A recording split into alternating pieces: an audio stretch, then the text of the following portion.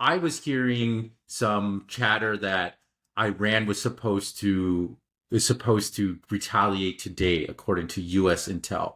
Right. Although, I mean, because I believe it's a Jewish holiday today as well. But immediately when I heard that, my initial reaction is like, well, then it's not going to be today. This Yeah. isn't the tit for tat response like we had Hmm. before. If it's a military operation, it should be something that when we don't expect it to Right. happen, they're not Exactly. going to prepare it. And if it's leaking out already, if I'm hearing that, oh, it's going to happen today, then like, no, it's not going to happen today. Mm. Maybe I'm wrong. But it seems like the U.S. and the West seem to try to put more significance on like these doing dates on events on sort of dates that might have Right. carry some type of weight or significance. Right. Right. I Where think we the see that in Jewish, Ukraine. right, the Jewish holiday that you're talking about, I think Yeah. that's August 12th. So they put that out as another possible Mm, date. Um, but yeah, you're absolutely right. This is not like the first retaliation that we saw back in April, because again, that was a demonstration. It wasn't actually a military operation, right? It's very important to understand that. And because it was a demonstration, they in fact wanted to announce the day, on which it was going to occur, so that everybody, the Israelis, the Americans, would understand what was going on. Um, but this is different. They said this is going to be a military operation, which means that they are intending to do damage to military assets in Israel, and you don't announce when or where you're going to strike. Obviously, you don't, and so we can't know. We simply can't know. Now, I think it's just, hmm you know, I think it has to be relatively soon, meaning rather days rather than weeks or months, because the pressure on they said they're going to retaliate. If they let it go on too long, then it, I think everyone will look at them and say that you didn't, you blinked, right? I think it's just like, and who knows what will happen in the meantime. Israel will strike again, or so I think that it can't be too far in the future. So within the next several days, it could be tonight, but it could be a week from now. Who knows? They, they'll do you choose think their that Israel might try to be preemptive and strike now? Because that's kind of their MO. They don't. They have. It's got to be people got to be on high alert in Israel. A lot of right, anxiety going to bed every night. right. Like, ooh, is this going to be the night when all of a sudden drones and missiles are coming into my city? Oh, No, well, one it's thing that yeah, I guess certainly a possibility. yeah, go ahead and answer that first. Yeah. Yeah, I've Yes. heard that. There have been So, reports. I think it was, in fact, maybe coming from Israel, from the IDF itself, that it possibly, yeah, that a preemptive strike might be carried out. But now I don't know why that's being announced. You kind of wonder if it was really going to be a preemptive strike, we probably wouldn't hear anything about it. It would be a total surprise, like in 1967. hmm, yeah, I think one thing that, if you're an Israeli citizen, obviously I would be very worried, Yeah, concerned. But sure. one thing that, as much as, the Western propaganda and Israeli propaganda likes to paint Hezbollah and Iran and the Houthis and everybody as these terrorists, they're actually they actually are very careful about not trying to strike civilian populations centers. Right. They really just target military installations, and I believe that they're not going to be doing what Israel does, which is just bomb residential buildings, carpet bomb cities. Right. They are going to be very, I think, careful with their targeting and try to knock out as many military installations right off the bat. Now it's going to be interesting to see how much they can handicap Israel when they do this, when they take out as much as they can. And then the thing is what we'll see after this. I'm sure there may be some civilian casualties in this massive barrage that will be coming, not even likely. Uh-huh. Um, and then Israel will capitalize on that to escalate, decimating a city like Beirut. That's really what I fear. I think Israel might use a nuke. I think they Yeah. might. But Yeah. then I'm just wondering, how would they do that? Could they do it? I mean, Right. And if they did do that, then it's over for them, right? They're an international pariah. It's like, okay, they'll use their propaganda to try to say that this is justified, but it's going to be so horrific that I don't think anybody can even look at it that way. Well, hopefully, not even the U.S. Maybe I'm wrong, but Yeah. what are your thoughts on how this might Um, play out? yeah. Well, I think that there's reason to fear that they will resort to nuclear weapons at some point if it's clear that they're losing. Um, I don't think they would go to it right away.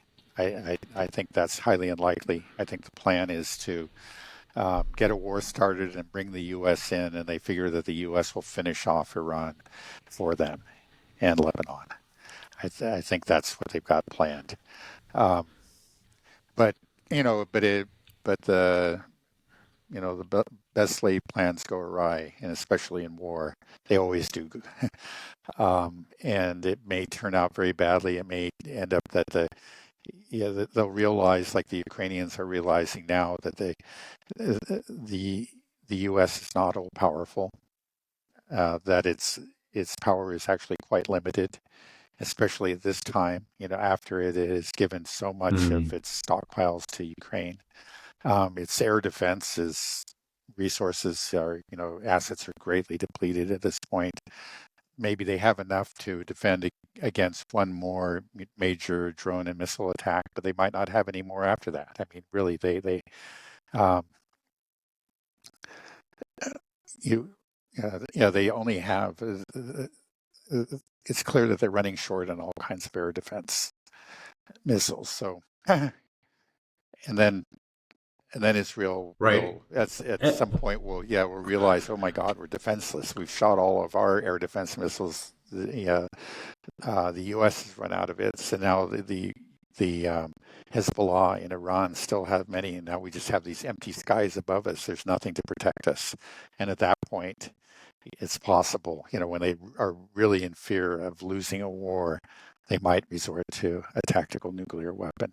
I think it's possible. I mean, it's just, we've seen, it's not like they've really shown any restraint in dealing with Gaza or Lebanon for that matter. right. Right. They don't care about civilian deaths. So do you think they would use, where would they use a nuclear weapon? Well, that's a good question. Um, I I don't see the purpose of using it on Beirut. Again, their enemy is in southern Lebanon. That's where Hezbollah's forces are concentrated. But the thing is that that there's not like one city in southern Lebanon, a headquarters. I think the forces are relatively dispersed, so it doesn't seem um, like a nuclear weapon would really, um, achieve a real victory for them. It's tactical nuclear weapons are useful, for example, like just taking out an entire air base. But there's not really an air base in southern Lebanon. Um, but they could use one against Iran. In Iran, they might actually use it to Iran. Again, They would nuke Netanyahu and other Tehran? Israeli leaders. Yeah, no, again, I don't think this will ever happen. But we're being completely hypothetical here. If it was looking like they were going to lose, and they were taking a real beating, let's say, from Iranian missiles, they could do something like Well, that. that's what's going Again, to I think when happen. they're They well, are. I don't. I mean, come on. Okay, well, what can they do? You already just said that they only have enough air defense missiles for maybe one more barrage, and then they're left, with their pants around their ankles. And then, like, what do you say? Okay, Yeah, what is the U.S. going to do? We have all these bases in the Middle East, but they don't even have air defense systems because a lot of them don't have any air defense, from what I understand. They've shipped a lot of it over to Ukraine or wherever. They're just sitting ducks out there. They're uh-huh, just camps out there that right, will be struck with these missiles. And when we assassinated Soleimani, they've shown how precise their missiles are right, at hitting U.S. bases, and we weren't able to right, knock down any of those missiles that struck our U.S. bases. right, So, right. so Yeah, these U.S. bases gone. They're not as soon as maybe they get one plane off the ground and do some damage, and then Iran will knock them out and will destroy all these bases. And then what we have, our navy, it'll be gone too, right? Like if they get too close within range. So what can the United States even do? I think what this is going to turn into, it's going to turn into a United States rescue operation where we're putting our boats on the shore so that way the Israeli citizens can evacuate and get onto these boats. Because what are they going to do? And let's, if they do go nuclear, because they're so fanatical in there and they just can't believe that this is happening to them and they're going to set off a nuke. That that is instant condemnation for the state of Israel to resort to a nuclear weapon like this, right? Nobody's going to look Yeah. at them and be like, "Oh, well, they're reasonable is Yeah. justified," except a few crazies Yeah. here in Zionists. Just the Zionists will think that think that this is a part of God's plan. We need to bring about the apocalypse. So I just don't see any way Yeah. out for this. Whenever I kind of try to war game it, it always ends with there's not a lot that we can do. Yeah, we can kill civilians and blow up some cities, but there's not Right. that much I feel like the United States can do. Or Right. Israel. Well, I Or think am we I can wrong? still Am I missing we something can here? yeah. Like, what's the Well, plan? I don't really know exactly how, and actually nobody knows for sure. But the U.S. still has a lot of firepower and can do a lot of damage, with their with Air Force and with their Navy, to both to Lebanon and to Iran. Now in Lebanon again, I don't think they can really make a significant difference there because again, Hezbollah, though it is much more organized than the Houthi forces, again, it's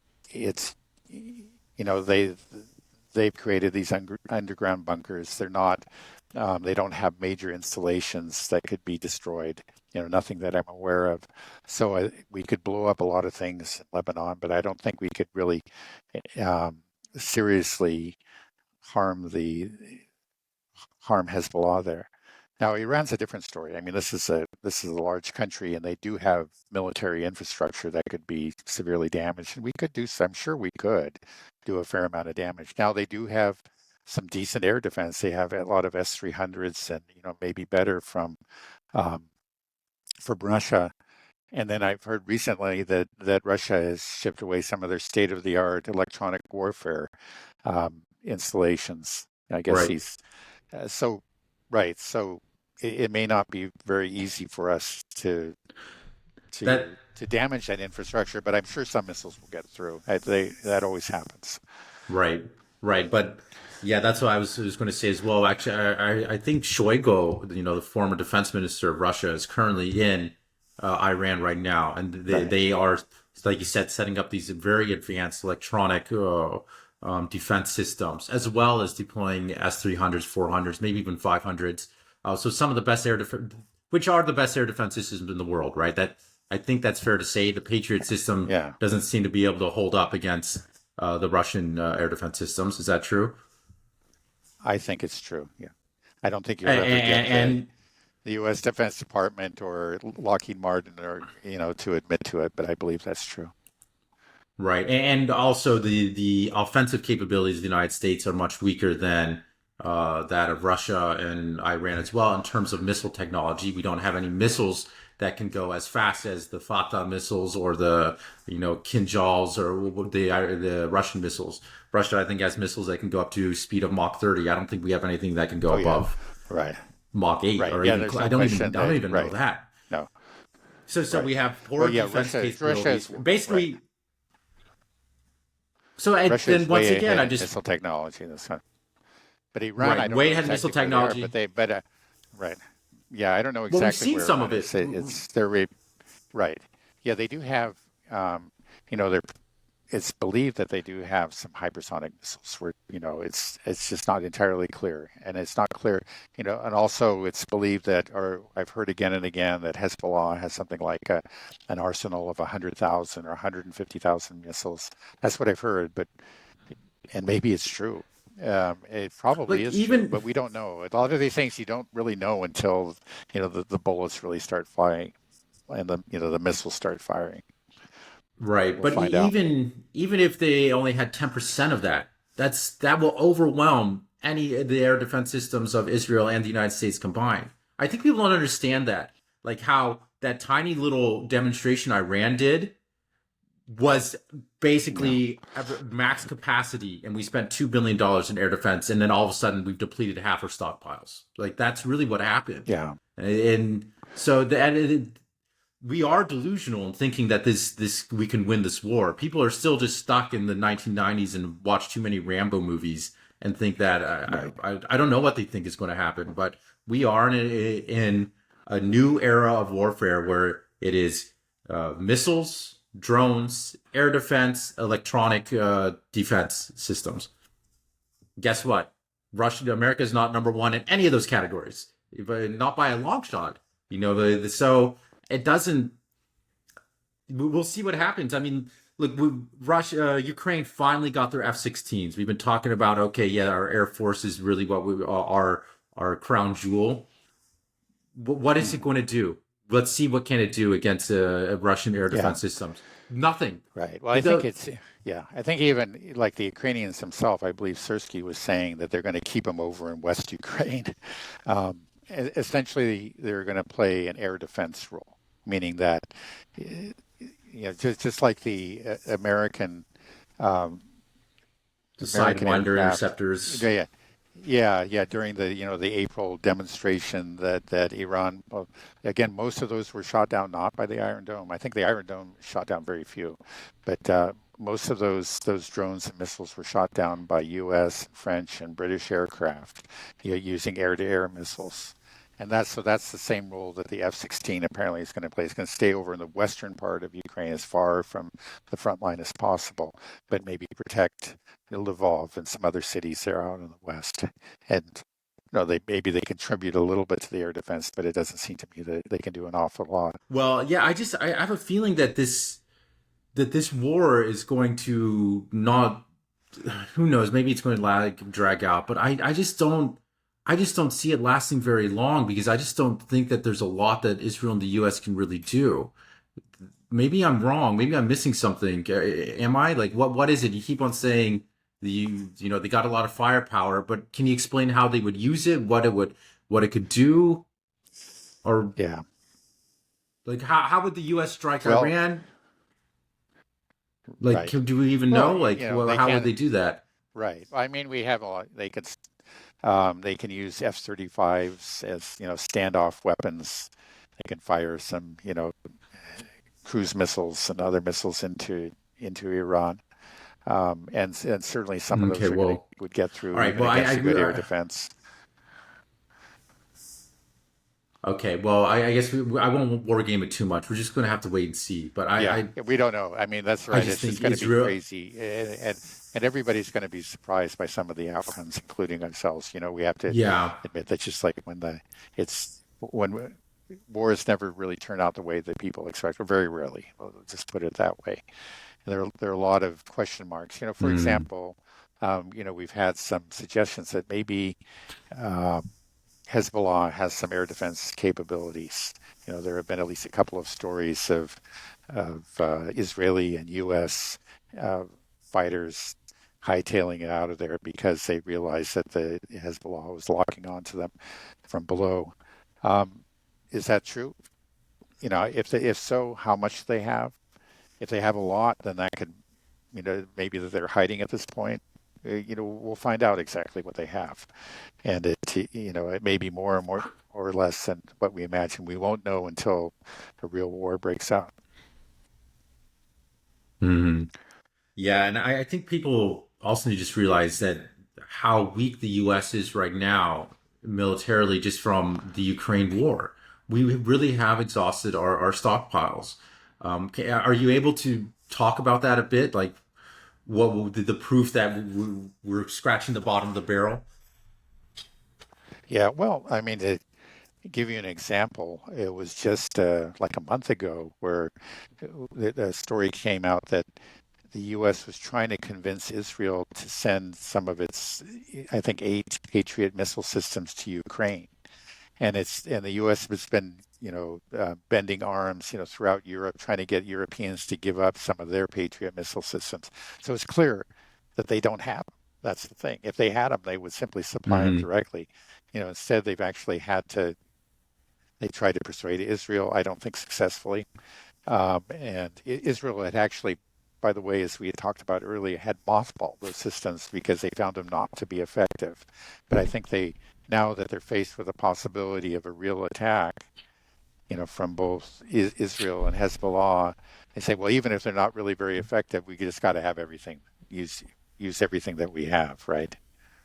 Um, Mm, so, I mean, that just tells you what's going on. The U.S. has been scrounging up these systems from around the world, but then it's also reported that okay, they've got the systems, but they don't have the missiles. There was even prior to the Ukraine war, there were complaints, within, I think Saudi Arabia was just found it was short of missiles, and the U.S. was trying to persuade other countries in the Middle East to supply them with temporary lend missiles, or supply missiles to Saudi Arabia with a promise that the U.S. would deliver missiles later to those countries. So I think they're already way behind on all kinds of their obligations. They simply don't have them. And then we know that they've been producing only 550 a year, which again is nothing. It's just nothing. You're going to use two of these missiles, each of which is $4 million, to knock down one target. Talking about $8 million a pop, and there's only 550 that they can produce in a year. Obviously, they can't even get close to keeping up with it. They're trying to crank that up to 650, which is, you know, uh, more, but not much, but with very little success in that regard. Yeah, so yeah, it's clear mm, that the U.S. is in a fix. That they've obviously kept some in reserve, but I doubt it can be very much. We'll find out exactly what right. it is. We may if we have a major attack anyway. So yeah, this event is happening at kind of the worst possible time for the United States. We are greatly weakened. I mean, I also heard that we were going to South Korea and Japan, asking them to hand over their munitions as well because we didn't have enough and to send them over to Ukraine. We completely ran out of 155 millimeter shells, so that's why we had to send these old cluster munitions to Ukraine. And then I Right. heard we put out with our huge defense budget, we said, oh, we'll just buy more of these 155 millimeter shells on the market, which just meant that we paid 10 times the amount we should for Yeah. shells. But the problem is there's just not enough. So we were going to African countries trying to buy shells from them Right. because we don't make it. And then that's the thing that everybody just doesn't realize. If you just sit back and think about it rationally, like, oh, wait, the US doesn't make anything anymore. We design cool things, we make prototypes, the over engineered, overpriced stuff with our military equipment, but we don't actually build that much. And if we want to build more, we don't have the capability anyway. We don't have any of the manufacturing expertise. Building up a manufacturing base is not something you can do overnight. And that's the Yeah. problem. So many politicians, Yeah. and I think just people think that we'll just throw $500 billion at that, Money and at then it. boom, we got all the best stuff. It's like that doesn't Right. it doesn't Right. work that way. We don't. And I Right. think you said something else that over 40% of all of our military hardware relies on components from China. Is that correct? That's correct. Yes. Yeah, that report came out recently, a couple weeks ago. Yeah. Yeah, Right. it's true. And I mean, it's also probably important to know that. So there you go. Like this is just insanity. Just do the math. Nobody's doing the math. Nobody's actually looking at the nuts and bolts of this. Yeah. They're just running high on the reputation of the United States military from 30, 40 Uh-huh. years ago. And in reality, really, even Right. then, the U.S. hasn't won a war since World War II. We're running on the World War II reputation. Like Right. we've Yeah. been great Well, at yeah, bullying that may be third true, world but countries. yeah, That's yeah, it. right, right. Yeah.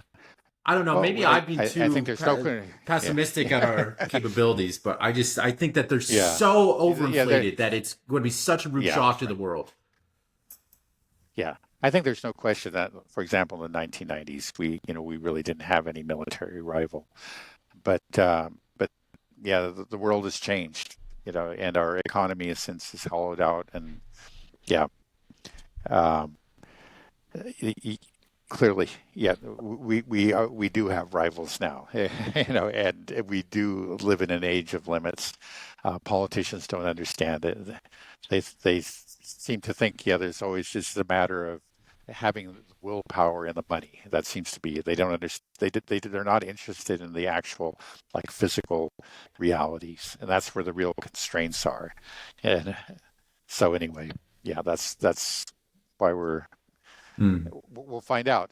Maybe if this turns out maybe this major conflict won't occur. Maybe Iran will do something to, like it did last time, just strike enough, but not too much to uh, provoke a major response from Israel. I don't think Um, so. I think it doesn't but I matter think what Iran I think you're does. right. I'm right. I think you're right. I don't think we're going to evade it this time. I think it's going to be a major conflict, and then we'll see.